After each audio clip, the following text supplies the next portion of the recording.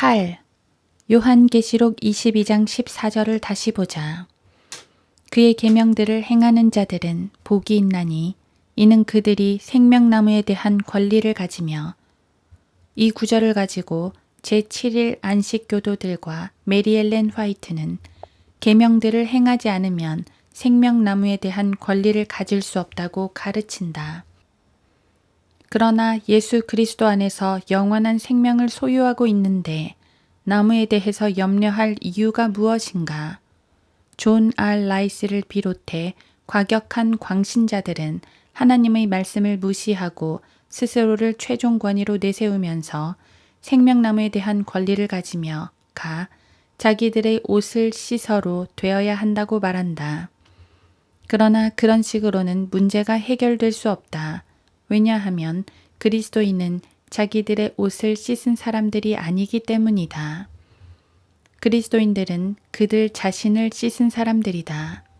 성경은 거듭난 성도에 대해 말하면서 그리스도께서 우리를 사랑하시어 자신의 피로 우리의 죄들에서 우리를 씻기셨다고 말씀한다.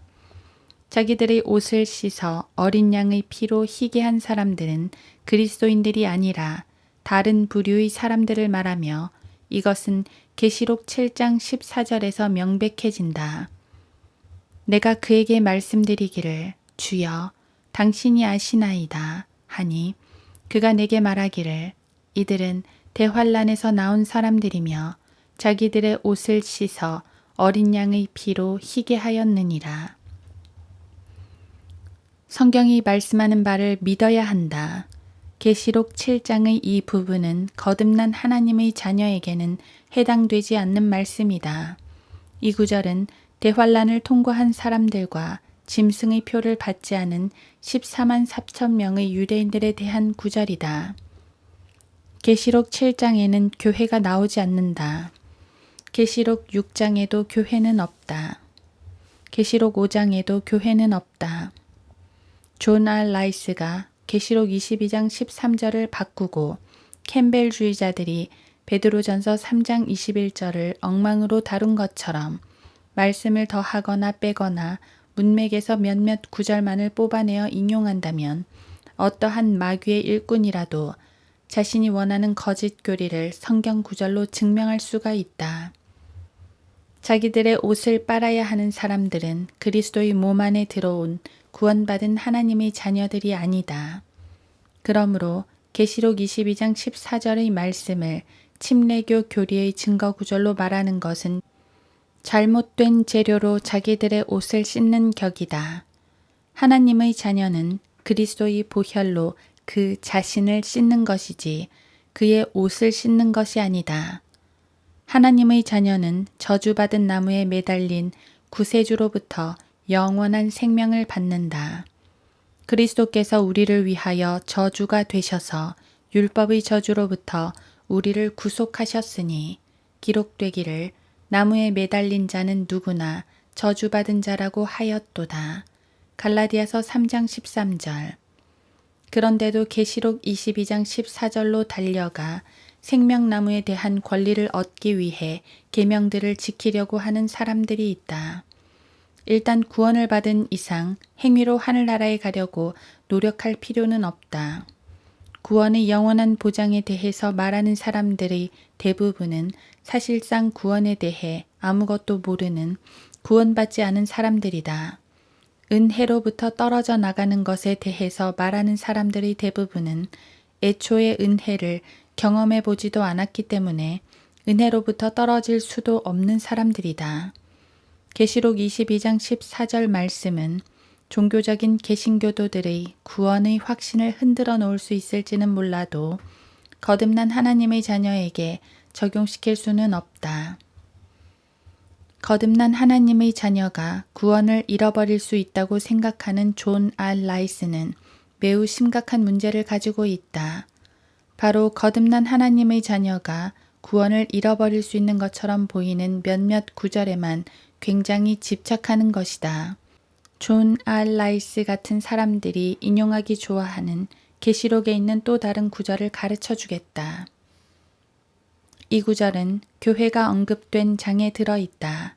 이 구절은 끝까지 그 행위를 지키는 자의 이름은 생명의 책에서 지워지지 않는다고 말씀한다. 이기는 자는 흰 옷을 입을 것이요 내가 그의 이름을 생명의 책에서 결코 지우지 아니할 것이며 또 그의 이름을 내 아버지 앞과 그의 천사들 앞에서 시인할 것이니라. 계시록 3장 5절.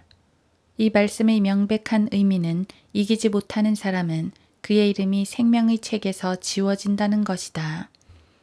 이것은 부인할 수 없는 사실이다. 자, 이것 보라고요. 이기지 못하면 생명책에서 이름이 지워진답니다. 매우 그럴싸하게 들리는 것은 사실이다. 그러나 요한일서 4장 4절을 읽어보자. 어린 자녀들아, 너희는 하나님께 속하였고 또 그들을 이겼으니 이는 너희 안에 계신 분이 세상에 있는 자보다 더 크시기 때문이라. 계속해서 5장 4, 5절 말씀도 읽어보자. 이는 하나님께로부터 태어난 자는 누구든지 세상을 이기기 때문이라.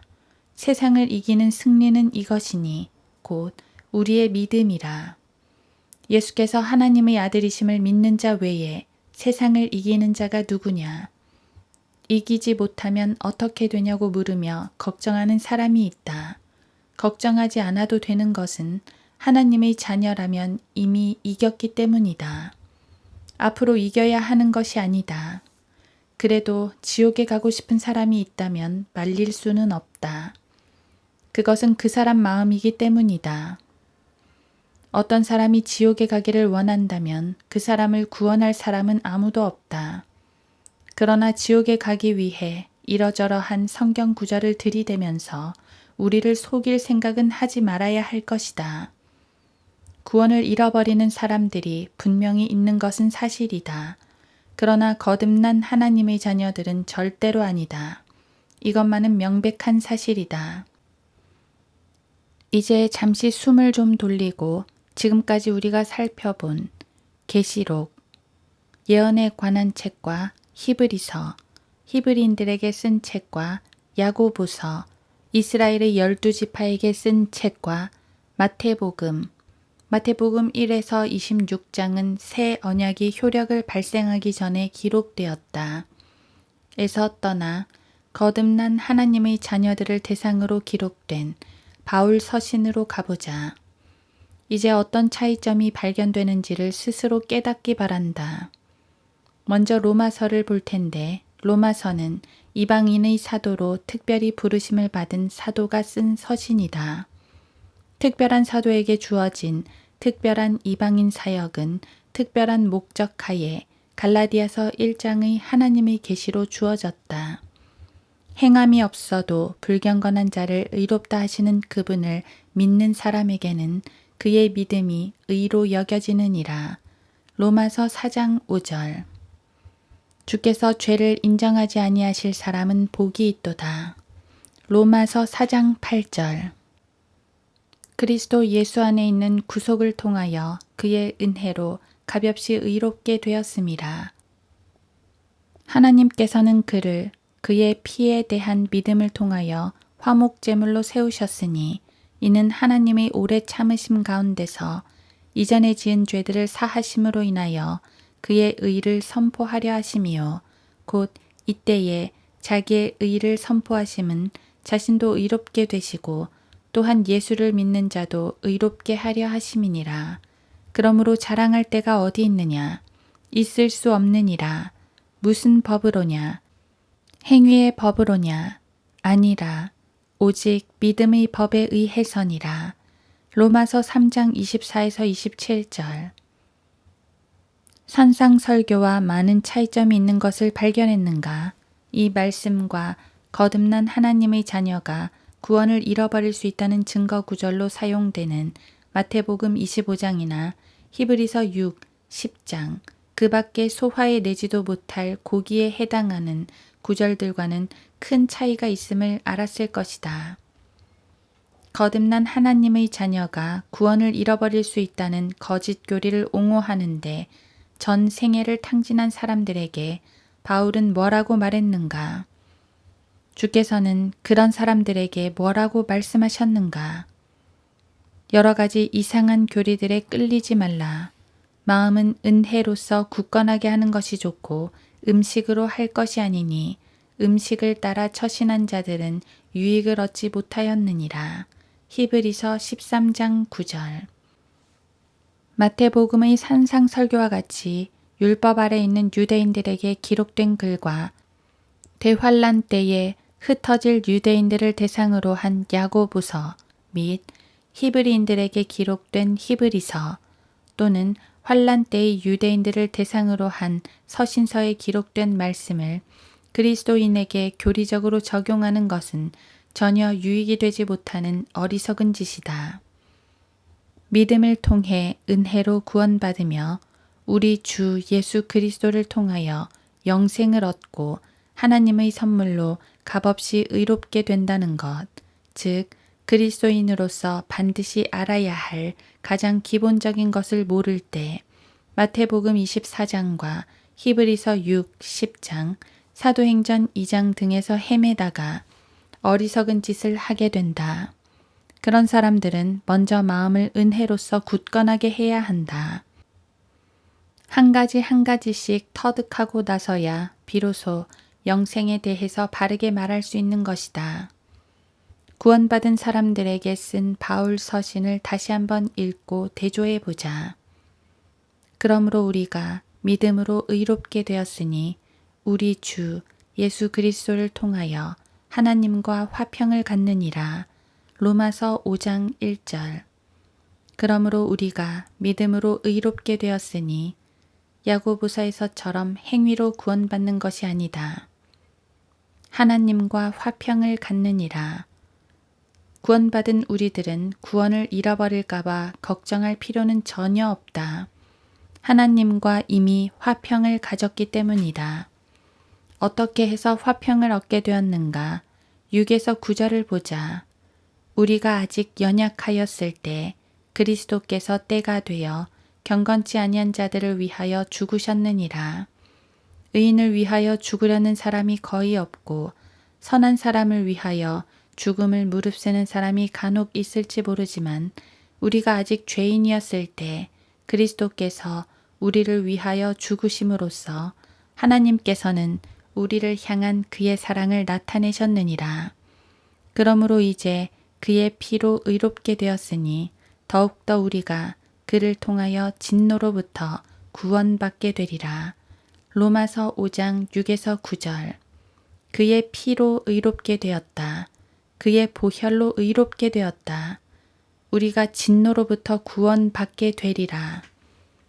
이제 믿음으로 의롭게 되고 1절 그의 피로 의롭게 된 것이 부족해서 9절 흩어져 있는 12지파에게 쓴 서신서로 달려가서 야고보서 1장 1절 행함으로 의롭게 되려고 노력할 작정인가? 온전한 이성이 있는 사람이라면 하나님의 값없는 선물을 받아들여 구원받은 이방인들에게 기록된 위의 구절들을 읽은 후에 야고보서 2장으로 달려가 이삭을 바친 아브라함을 구원의 예로 제시할 수는 없다. 아브라함은 이삭을 바치기 오래전에 이미 믿음을 통하여 은혜로 구원받았다. 성경이 무엇이라고 말하고 있느냐? 아브라함이 하나님을 믿었더니 그것이 그에게 의로 여겨졌느니라. 로마서 4장 3절. 창세기 15장에서 아브라함은 하나님을 믿었고 그것이 그에게 의로 여겨졌다. 아브라함은 창세기 22장까지 이삭을 바치지 않았다. 이스라엘의 12지파에게 기록된 야고보서 2장으로 달려가서는 24절과 21절을 가리키며 의기양양해 하는 사람들이 있다. 이제 너희가 알거니와 사람이 행함으로써 의롭게 되는 것이요 믿음으로만 되는 것이 아니니라. 야고보서 2장 24절. 우리의 조상 아브라함이 자기 아들 이삭을 제단에 드렸을 때 그가 행함으로 말미암아 의롭게 되지 아니하였느냐. 야고보서 2장 21절. 그러나 이삭을 바친 것은 아브라함의 구원과는 아무런 상관이 없다. 아브라함의 구원은 이삭이 태어나기도 전인 창세기 15장에서 하나님의 의가 그에게 전가된 것이었다. 항상 공부하나 진리의 지식에는 결코 이룰 수 없다는 말씀을 이제 깨달을 때가 되었다. 마음이 정직한 사람이라면 창세기 15장과 22장, 야고보서 2장을 대할 때 내가 제시한 이 진리를 결코 놓치지 않을 것이다. 그렇다면 구원을 잃어버릴 수 있다고 가르치는 사람은 다 부정직한 사람이란 말입니까? 물론이다.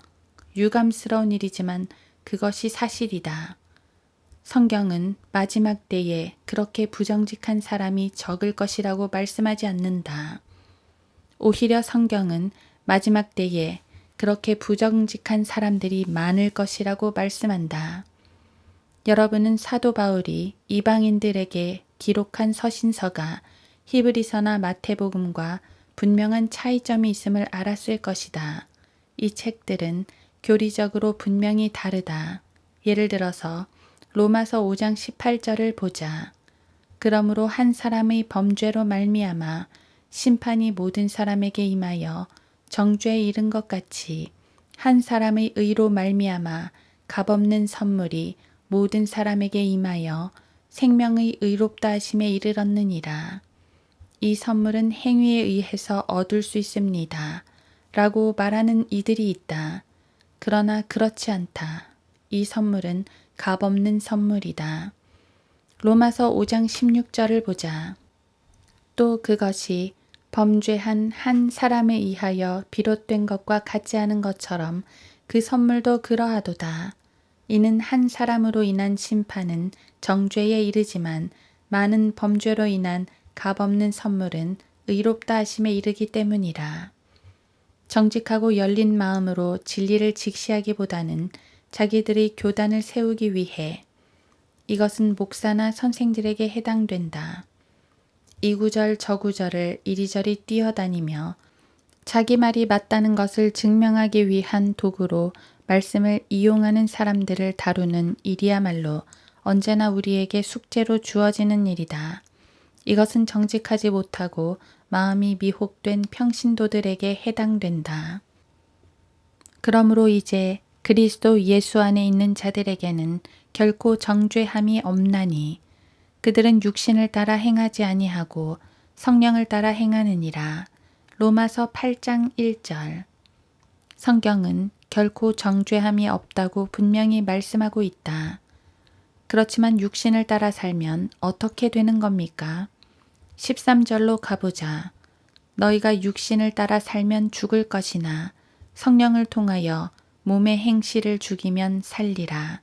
로마서 8장 13절. 문제는 사람들이 진리를 원치 않는다는 것이다. 성령을 따라 살지 않고 육신을 따라 살면 정죄를 받지 않습니까? 물론 그렇다. 13절에서 우리는 그 사실을 알 수 있다. 13절에서 하나님께서는 육신을 따라 사는 그리스도인들을 죽이신다고 말씀하셨다. 그러나 그의 혼은 어떻게 되는가? 38절과 39절을 보자. 내가 확신하노니 사망이나 생명이나 천사들이나 정사나 권세나 현재일이나 다가올 일이나 높음이나 깊음이나 어떤 다른 피조물이라도 우리를 그리스도 예수 우리 주 안에 있는 하나님의 사랑에서 떼어놓을 수 없으리라.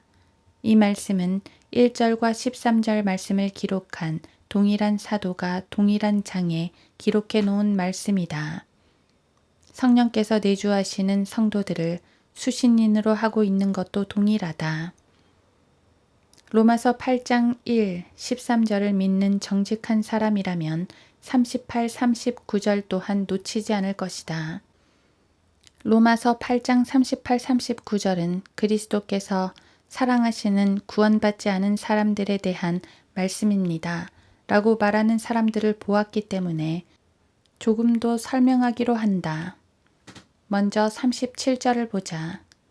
그러나 이 모든 일에서 우리를 사랑하시는 그분으로 말미암아 우리가 이기는 자들보다 더 나으니라. 구원받지 않은 사람들에 관한 말씀이 아니다. 29절을 보자.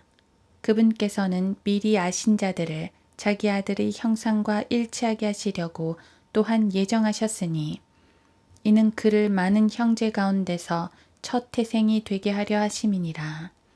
본문은 구원받은 사람에 대한 말씀이다. 로마서 8장 38, 39절로 다시 가보자. 그러나 이 모든 일에 있어서 사망이나 여러분이 죽는다 해도 구원은 잃어버리지 않는다. 생명이나 계속 산다 해도 구원은 잃지 않는다. 천사들도 그리스도인의 구원을 빼앗을 수 없다. 정사나 그 어떤 정치가나 왕들도 여러분에게서 구원을 빼앗을 수는 없다.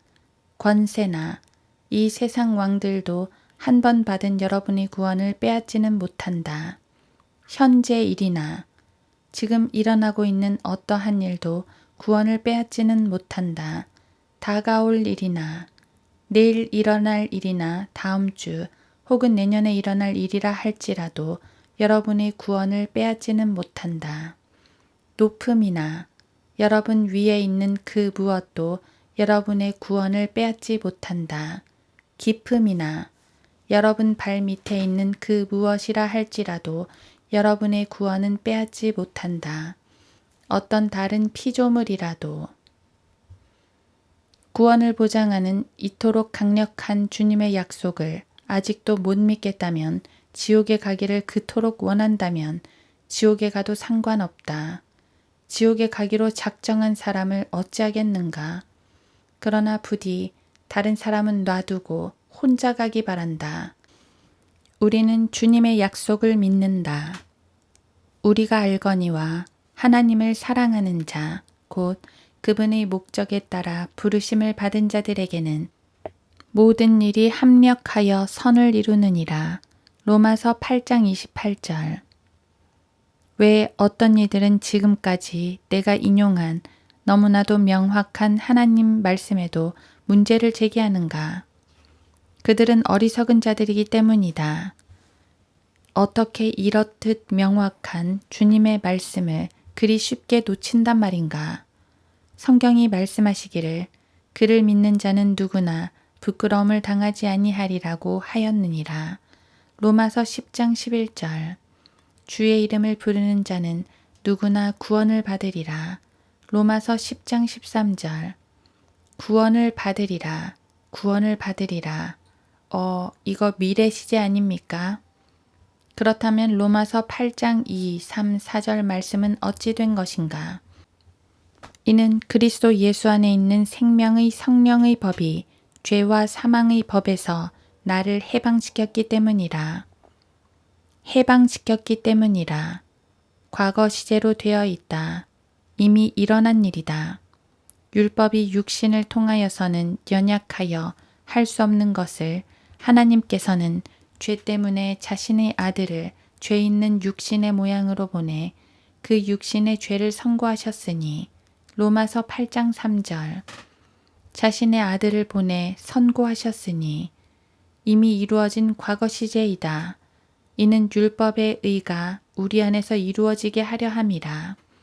우리는 육신을 따라 행하지 않고 성령을 따라 행하는 자들이라. 로마서 8장 4절. 그러나 육신을 따라 살면 어떻게 되는가? 하나님께서 죽이신다고 로마서 8장 13절에서 말씀하셨다. 너희가 육신을 따라 살면 죽을 것이나 성령을 통하여 몸의 행실을 죽이면 살리라. 또 10절을 보자.